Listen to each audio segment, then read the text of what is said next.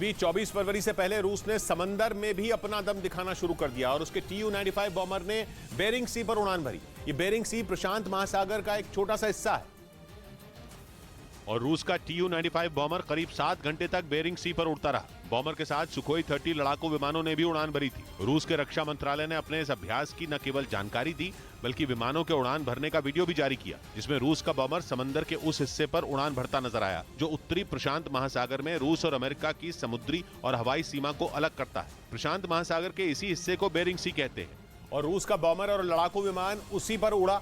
हालांकि रूस ने यह साफ कर दिया कि उसके विमानों ने कोई नियम नहीं तोड़ा और अपनी हवाई सीमा के अंदर ही उड़े और सीमा के नजदीक चक्कर लगाकर लौट आए। वैसे रूस के विमान आर्कटिक, नॉर्थ अटलांटिक, प्रशांत महासागर, बाल्टिक सागर और ब्लैक सी में घूमते रहते हैं, लेकिन 24 फरवरी के नजदीक आने के बाद उनका वहां आना जाना बढ़ गया है। हालांकि रूस ने बार बार कहा कि उसके विमान नियमों के तहत उड़ान भरते हैं और किसी भी अंतर्राष्ट्रीय नियम को नहीं तोड़ते, लेकिन रूस का बेरिंग सी में अपना बॉम्बर भेजना कोई मामूली बात नहीं है, क्योंकि ये विमान कोई मामूली विमान नहीं है। ये एक साथ कई मिसाइलें और परमाणु हथियार लेकर उड़ता है।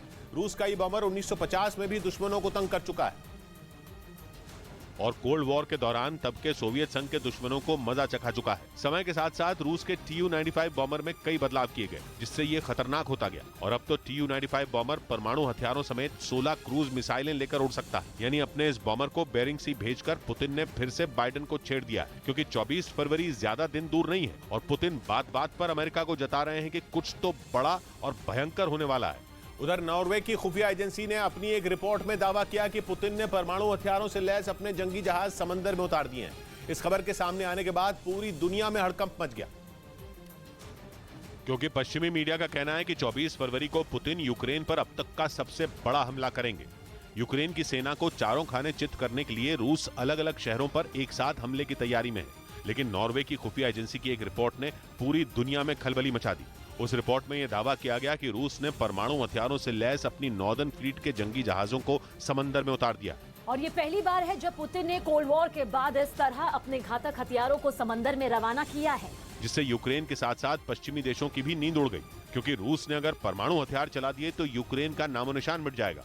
इस बीच रूस से जारी भीषण जंग के बीच यूक्रेन के जवानों ने पोलैंड में लेपर्ड 2 टैंक से हमले करने का अभ्यास शुरू कर दिया, जिसका एक वीडियो भी सामने आया, जिसमें यूक्रेन के कुछ सैनिक एक मैदान में टैंकों के साथ दिखाई दिए। जंग के मैदान में लेपर्ड 2 टैंक से दुश्मन को कैसे खत्म किया जाए, ज़ेलेंस्की के जवानों ने इसकी ट्रेनिंग ली। असल में जर्मनी जल्द यूक्रेन को कई लेपर्ड 2 टैंक भेजेगा, इसीलिए ज़ेलेंस्की के सैनिकों ने अभी से कमर कस ली। ये टैंक जंग के मैदान में दुश्मन पर काल बनकर टूटने की ताकत रखता है। इसकी गिनती दुनिया के खतरनाक टैंकों में होती है। यही वजह है कि यूक्रेन के सैनिक पूरी तरह से तैयार रहना चाहते हैं, ताकि जैसे ही उन्हें ये टैंक मिले वो रूसी सैनिकों पर जोरदार हमले कर सकें।